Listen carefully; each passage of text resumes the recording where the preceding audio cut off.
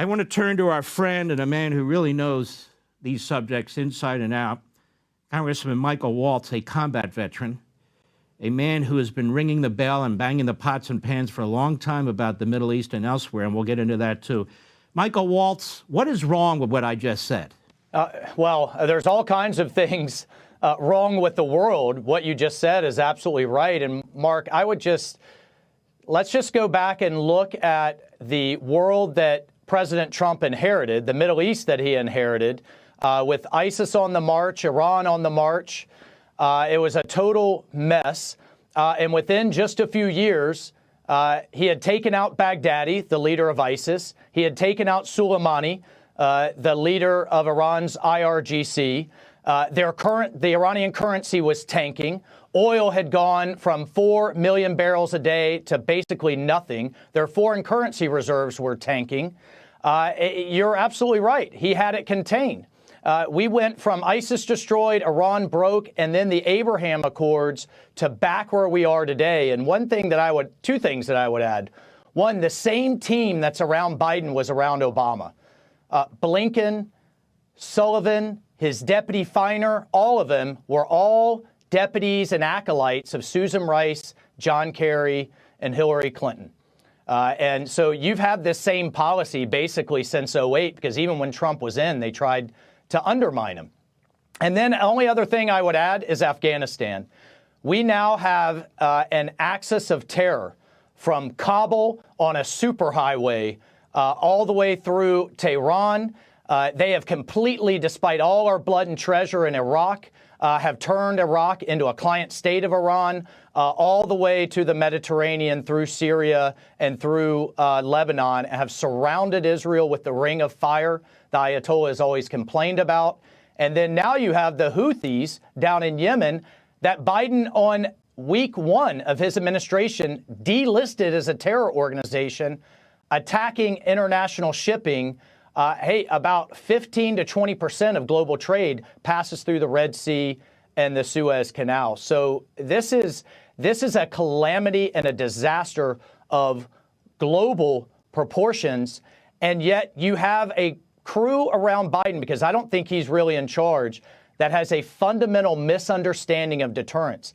Every time you see them go to the microphone and say, our main goal is to prevent escalation, the Ayatollahs see that as an invite to continue escalation.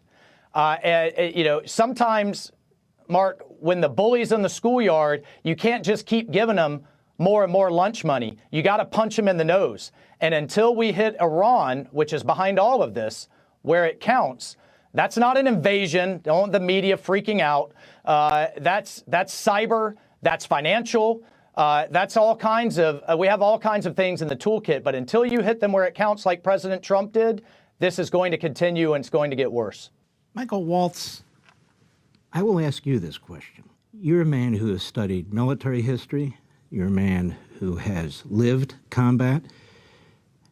You're a congressman from Florida. Can you think of another president of the United States who would take steps to directly or indirectly arm our enemy that's trying to build a nuclear weapon that would be aimed at the United States, arm an enemy that has killed American soldiers with IEDs and so forth, arm an enemy that is trying to build a caliphate throughout the Middle East, that has taken American hostages, that is funding Hamas and what Hamas is doing to our ally Israel? This isn't even passivity. This is affirmative action that is taken, that we know today is building up Iran. And in the face of all this, there's no recalculation. There's no change in course. Can you tell me another president of the United States who has done something like this?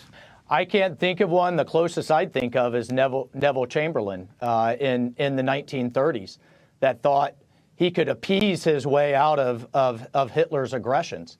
And that's why this is, we need to wake up to how dangerous this course we are on truly is.